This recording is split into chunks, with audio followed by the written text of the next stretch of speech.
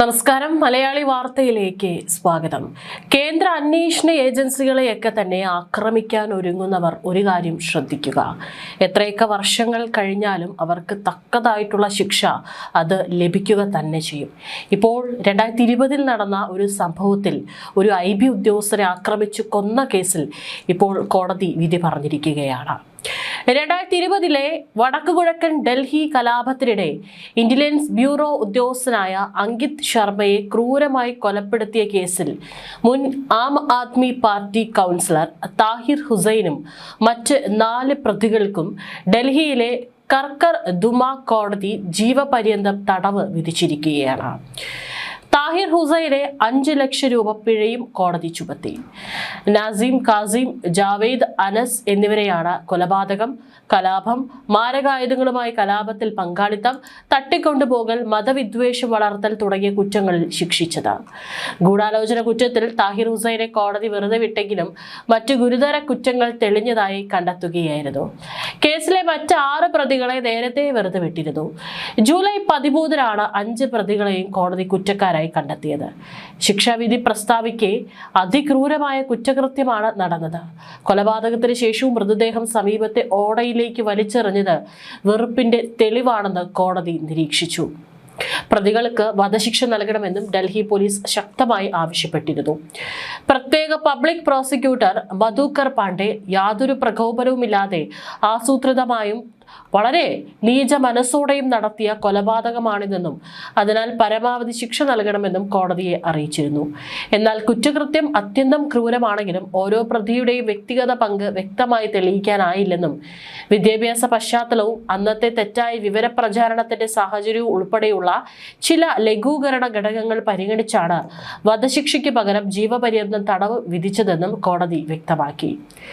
ദേശീയ തലസ്ഥാനത്തെ വിഴുങ്ങിയ വർഗീയ അക്രമത്തിന്റെ നിർവചിക്കുന്ന പ്രതീകങ്ങളിൽ ഒന്നായി അദ്ദേഹത്തിന്റെ മരണം. ഡൽഹി കലാപ കേസുകളിലെ ആദ്യത്തെ കൊലപാതക കുറ്റം ചുമത്തിയ വിധിയാണിത്. 53 പേരുടെ മരണത്തിനിടയാക്കിയ വർഗീയ കലാപത്തിന്റെ പ്രതീകമായി മാറിയ കേസിൽ ഇതൊരു സുപ്രധാന നിയമ വഴിത്തിരിവാണ്.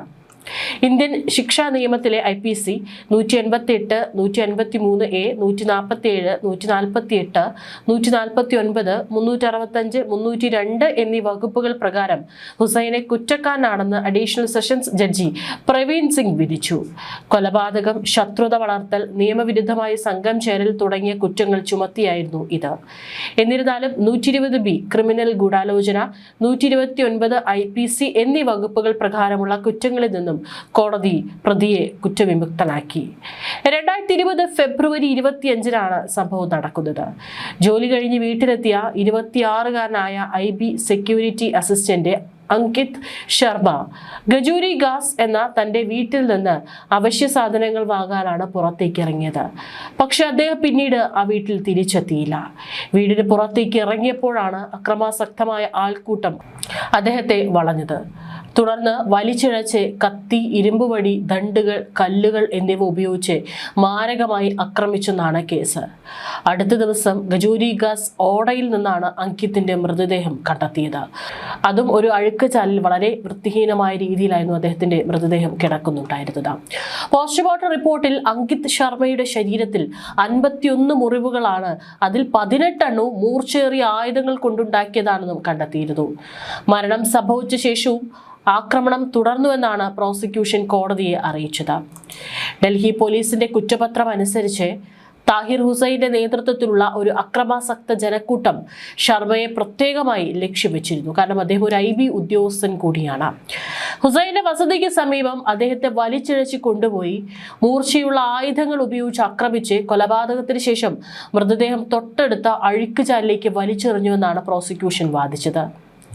ശിക്ഷിക്കപ്പെട്ടതിനെ തുടർന്ന് അങ്കിത് ശർമ്മയുടെ സഹോദരൻ അങ്കുർ ശർമ്മ പറഞ്ഞത് അക്രമികൾ ആദ്യം തന്നെ കൊലപ്പെടുത്തുന്നതിന് മുമ്പ് തന്റെ ഐഡന്റിറ്റി സ്ഥിരീകരിച്ചു. കലാപ സമയത്ത് അയാൾ IBയിലാണെന്ന് ആർക്കും അറിയില്ലായിരുന്നു.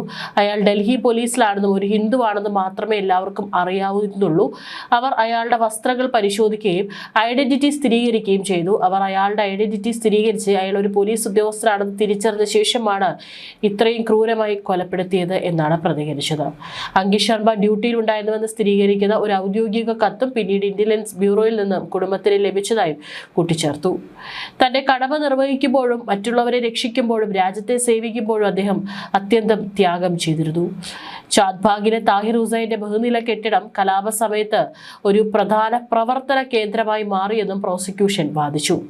2020 ഫെബ്രുവരി 24 മുതൽ 26 വരെ നടന്ന അക്രമത്തിനിടെ കെട്ടിടത്തിന് ചുറ്റും ജനക്കൂട്ടം തടിച്ചുകൂടിയതും അതേസമയം കല്ലുകൾ, ഇഷ്ടികകൾ, പെട്രോൾ ബോംബുകൾ, മറ്റു പ്രൊജക്ട് ലൈറ്റുകൾ എന്നിവ അയൽ പ്രദേശങ്ങളിലേക്ക് എറിയപ്പെട്ടതായും ഡൽഹി പോലീസ് അന്വേഷണത്തിൽ കണ്ടെത്തി.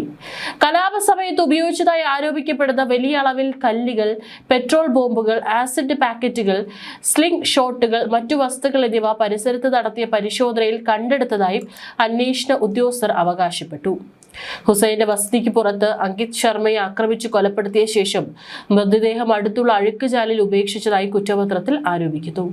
പൗരത്വ ഭേദഗതി നിയമത്തിനെതിരെയ പ്രതിഷേധങ്ങളുടെ പശ്ചാത്തലത്തിൽ 2020 ഫെബ്രുവരിയിൽ പൊട്ടിപ്പുറപ്പെട്ട വടക്കു കിഴക്കൻ ഡൽഹി കലാപത്തിൽ അന്ന് 53 പേർ കൊല്ലപ്പെടുകയും 100 കണക്കിന് പേർക്ക് പരിക്കേൽക്കുകയും ചെയ്തിരുന്നു. നിരവധി വീടുകളും കടകളും ആരാധനാലയങ്ങളും കലാപത്തിൽ നശിച്ചു. കേസിൽ പേരുയർന്നതിനെ തുടർന്ന് താഹിർ ഹുസൈനെ AAP സസ്പെൻഡ് ചെയ്തിരുന്നു. 5 വർഷത്തിലേറെയായി ഇയാൾ ജുഡീഷ്യൽ കസ്റ്റഡിയിലാണ്. അന്വേഷണത്തിനിടെ അക്രമത്തിൽ തനിക്ക് പങ്കില്ലെന്ന് താഹിർ ഹുസൈൻ വാദിക്കുകയും തന്റെ കെട്ടിടം കലാപകാരികൾ പിടിച്ചെടുത്തുവെന്നും അതിനാൽ സ്ഥിതിഗതികൾ നിയന്ത്രിക്കാൻ തനിക്ക് കഴിഞ്ഞില്ലെന്നും അവകാശപ്പെടുകയും ചെയ്തു. എന്നിരുന്നാലും സാക്ഷിമൊഴികൾ, ഫോറൻസിക് തെളിവുകൾ, മറ്റു തെളിവുകൾ എന്നിവയുൾപ്പെടെ പ്രോസിക്യൂഷൻ ഹാജരാക്കിയ തെളിവുകൾ പരിശോധിച്ച ശേഷം കർക്കാഡൂമ കോടതി ഹുസൈനെ കൊലപാതകം ഉൾപ്പെടെയുള്ള കുറ്റങ്ങൾക്ക് ശിക്ഷിച്ചു. കേസിൽ അദ്ദേഹത്തിന്റെ പ്രതിവാദം നിരസിച്ചു. അങ്കിത് ശർമ്മയുടെ പിതാവ് രവീന്ദർ കുമാർ നൽകിയ പരാതിയുടെ അടിസ്ഥാനത്തിൽ 2020 ഫെബ്രുവരി 26-നാണ് കേസ് രജിസ്റ്റർ ചെയ്തത്. CA വിരുദ്ധ പ്രതിഷേധത്തിനിടെ ചാന്ദ്ബാഗ് പുലിയയ്ക്ക് ചുറ്റും വലിയ തോതിലുള്ള കല്ലേറ്, തീവയ്പ്, വെടിവയ്പ്, അക്രമം എന്നിവ പൊട്ടിപ്പുറപ്പെട്ടതായി കുമാർ തന്റെ പരാതിയിൽ ആരോപിച്ചു.